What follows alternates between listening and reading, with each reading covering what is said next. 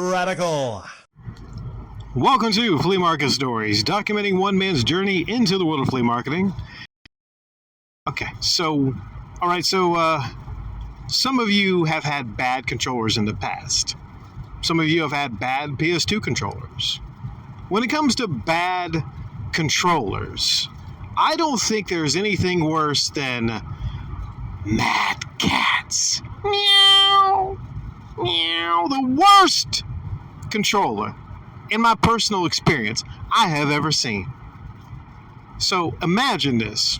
Imagine a Mad Catz controller, which is already one of the worst controllers in my personal experience. Now, some of you might have had luck with them. One of the worst controllers I've ever had the displeasure to use in the past. But imagine if someone's option, their main option, was a Mad Catz controller for PS2.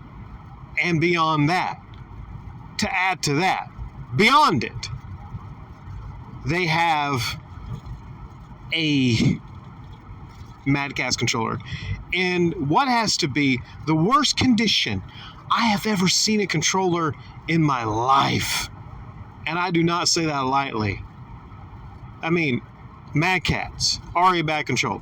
But let's say somebody was trying desperately to play and game with a Mad Catz that was in the condition I'm going to describe to you in great detail.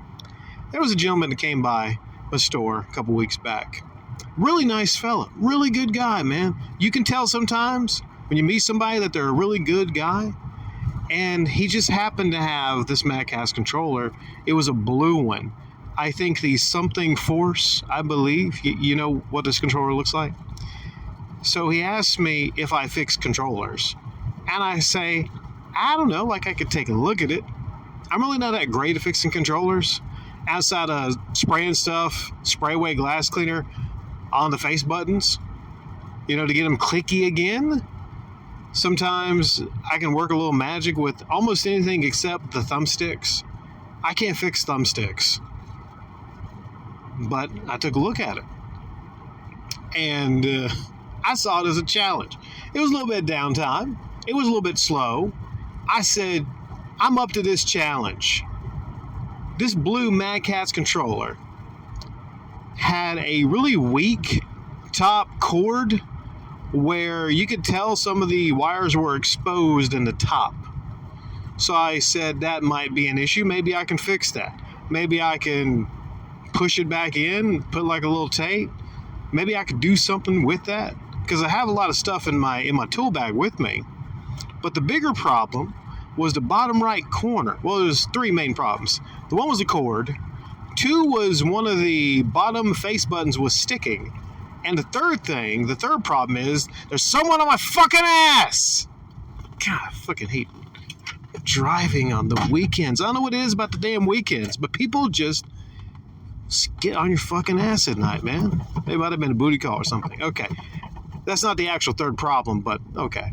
So it turned, and that's no longer an issue. The third problem was the bottom right corner of the controller was just hanging out. Just hanging off. Well, I correct myself. It was kind of hanging off because the duct tape holding the right side of it was in disrepair. Now, how bad is it? You got a Mad Catz controller. Half of it, the right side, the right handle is broken. How bad is it when even the duct tape is saying, I can't fix this? The duct tape has to be the cheapest gray utility bulk fucking Sam's Club outlet store duct tape. The cheapest duct tape known to man. Like, this is not Gorilla Tape here. This is duct tape with the cheapest sticky bits. Cheap. And the biggest problem in trying to fix this controller is that nasty ass duct tape had to go. I was going to have to, at the very least, do a duct tape swap. People do like hard drive swaps, upgrades, things like that. I was going to do a duct tape swap because I knew damn well the right side I can feel from the grooves. There's no way I can super glue it back together, so we're going to have to use some duct tape. But I didn't actually use duct tape, though. I had various different tapes in my tool bag. First off, I had to use a good little bit of spray away glass cleaner. I cut off that duct tape, and then I, I had to do it by hand and spray away. All that duct tape, the sticky part of the duct tape, had just kind of melted. This must have been left in the sun. So already a Mad Catz controller, wire hanging out, frayed, sticky face button, bottom right side hanging off, and been left out in the sun? Could you torture this controller anymore? So the duct tape that was on it was super heated up, and all that stuff, I had to be careful not to get it rub my eyes with it, because I was basically sacrificing my right hand to get all the sticky stuff off. And I was using my left hand with the spray away glass cleaner to spray off all the sticky stuff from my hand, and then kind of wiping it on the edge of the table. And the whole time I'm like, I know I'm going above and beyond here. I've never even met this guy before, but I'm that kind of guy because I felt bad for him. I'm like, I'm going to do what I can for this controller, because I didn't have any PS2 controllers there for sale today. I'm going to do what I can for this guy because I feel bad for him, right? So what I did was I got most of the sticky stuff off. I couldn't get it all off, but I used blue painter's tape. Blue painter's tape, which is basically like masking tape, but just blue. Same stuff anyways. So I wrapped that around it, and then I got some black electrical tape. So I thought that was a better option, to use the painters on the bottom and then wrap it around the electrical tape. And then here's where it gets tricky. So I plugged the controller up and I'm playing some Crash Bandicoot. I forget which one. Playing one of the Crash Bandicoots, and I got the handle good. I got the face button unstuck, but there was an issue with the top wire sticking out. I had tried to push it back in, but it kept coming back out. And I was like, I've already invested at this point, man. It was at least 15 minutes I invested into trying to fix that controller for the guy, maybe longer. Because like I said, it was around the slow period. So I didn't have a lot of customers at that time. I said, I'm going to do this. So I experimented with something I never done before. I dipped back into the bag and I said, zip ties. Let's see what we can do. So I was putting the cord around all different angles, and I realized at a certain angle, if I pulled it all the way top back, pulling the cord up under the back side of it, I could move Crash around. And then I pulled the other way, and then I couldn't. So I tried to find out what the sweet spot was, and what I did was I wrapped the cord around a couple times, but I missed the start and the select button. I had to be really particular in what I did. And I anchored with various different zip ties at various points so it wouldn't obstruct in the thumbsticks or anything like that.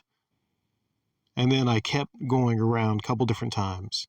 And at the top, I used various zip ties at different angles to do all different kind of anchor points.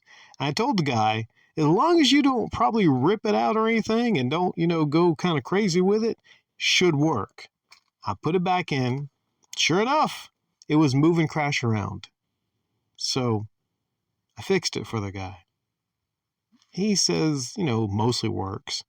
But even if it does, he just adjusts it, and he, adjusts some of the zip ties and goes this way and that way. And I said, pretty much, you buy yourself a bag of zip ties and just kind of play with it yourself, because I can't really find the sweet spot for it. But I said, it will work probably because it is still attached. So then there was a haggle. This is the most interesting kind of haggle that I'm not used to. I'm used to people coming by, today, for instance. Somebody got Final Fantasy on the PS4, the Day 1 edition. And then it was a weird kind of haggle. It was a slight haggle. I got 20 on it. They said, can I buy this for 18? And then I stick to the script and I say I do a discount on more than one. So if you buy 2 or 3 or something like that, they can do a discount. And then I don't know if it was his power play. He didn't seem mad or anything like that, but he kind of walked off. Then he came back 10 minutes later. And that's when you got him. When they come back, that's when you won the, I guess, haggle. But for me, it wasn't a haggle because I'm like, okay, it's a PS4 game. It's Final Fantasy. I'm going to sell that. I'm surprised I haven't sold a Mortal Kombat because usually I sell that one. But anyways, this was a different kind of haggle.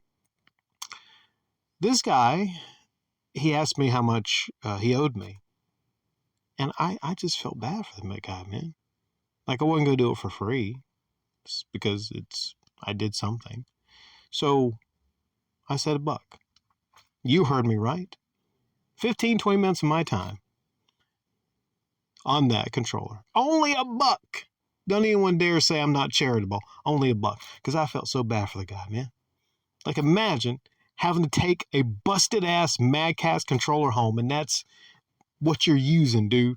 I almost wanted to cry right there, man. That's a moment. That's a moment. I mean, there's people doing far worse in life, but on the gaming part, could you imagine? That was your only option. Oh my goodness. Ugh. I shudder to think, right? But somehow, weirdly, he loved that controller. Maybe it was special to him. Maybe he had that controller as a kid, possibly. Maybe he had that controller for like 20 years or something. Maybe that's why it's in such bad shape. But then get into like a slight haggle. And then he's like, no. He shook his head. No. You spent a long time fixing that controller. Then he tries to offer me $10. Well, I ain't having that shit. No, sir. No, sirree, Bob. I'm not having that. Ain't nobody gonna give me $10, especially a person that's having the game with a busted-ass Mad Catz controller. That's not gonna happen. You're not giving me $10. No, I'd rather do it for free than take $10 from somebody that has the game on that controller. Nah, that's not happening. So then I say, like, no. And I forget who brings it up. Because he just won't let go of it. He keeps trying to give me the 10. Then I have to shut him down and say like, oh, okay, 5. Then he's like, okay, 5. Then he tells me he would like me to find a controller like that again. He would like me to find a good condition one. And I said, hey, man, I'll look around. I might even have one at home like that. Zoom to today. And a couple of days ago, I was looking through my controllers, and honestly, like on eBay with the shipping and everything, if I was to get that same Mad Catz controller, it would be like $15, and I just don't want to put that kind of money into a Mad Catz controller, man. Like I don't. I want to get the guy a better controller. So there's this one called Nyko, and it's the airflow one. Now I had a controller, and I wasn't selling it because the air conditioning wasn't working in it. But I'm thinking, this is such a huge step up from this Mad Catz. Just the fact that it has a fan on there and I could say, this one originally had even air conditioning in it. This is a fancy controller. And it had the nice grips, man. I mean, you might say like, well, Nyko's not that great of a PS2 controller, but compared to a damn Mad Catz, it's like, comparing like a Fiat and a Honda or something like that as far as cars. There's no comparison between those two, I would say. And I played with the Nyko. I played GTA Vice City a while, and I sent him a video of it. And I said, this sturdy controller, special deal for you, man. $5. $5, man. And like I said, I really can't sell it because the air conditioning doesn't work. You know how many times a person bring back a controller and they put it down and they go like, damn it, you trying to scam me? The air conditioning doesn't work in this controller. I can't game on this shit. Not without my air conditioning. That's such like a pimp thing in a controller to be saying like, yeah, mine got air conditioning, bitch. What's yours got?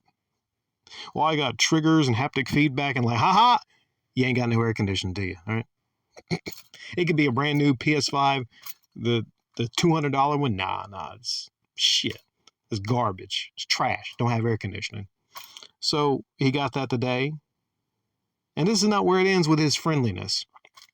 Me and him, we get like in a friendly off, right? So I have a PS2 there. And he also wants Madden 12. And I said, it's just not, if I could get that, it's a matter of time. Like I will eventually have that when I get these lots. And I put Madden 8 in there, which is one of the best old Maddens. And I said, hey man, how about this? While I'm setting this up, here's a controller. You get a feel of the controller. And as I'm hooking it up, I say, cool thing about this controller is if you step up and you get like a PS3 in the future, then you can play it on that because it has a PS3 hookup.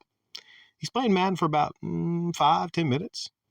Then he gets up and he goes like, okay, so man, this is a great controller. Then he offers me $1 tip because I let him play Madden over there. Yeah. So I take the tip. I do. Because I'm thinking at this point, all right, he's not going to not give me the extra $1. But if he was going to say like, okay, here's a $10 tip, I'm like, no, I'd shut that shit down real quick. No. So that's weird though, right? Like a lot of people would be like, yes, give me more money. But I'm like, no, I'm all about fairness. I'm all about fairness with people. And I can tell he's going to be a good customer, one of my best customers in the future. Now, he might not buy a whole lot. He might not have a whole lot of money, but I don't judge that. I don't judge that as being one of the best customers. He can never come back again, but I'll mark him down in my history, in my record books, of all the records I keep of that. And this man will be one of my very best customers. He will be. And I hope that Catz controller that I brought back to life continues to work for him. Because like I said, hey, he loves it. So I don't know. Do any of you have a gaming item that everyone pretty much reviles and hates and can't stand, but maybe you love it? You have sentimental value with it?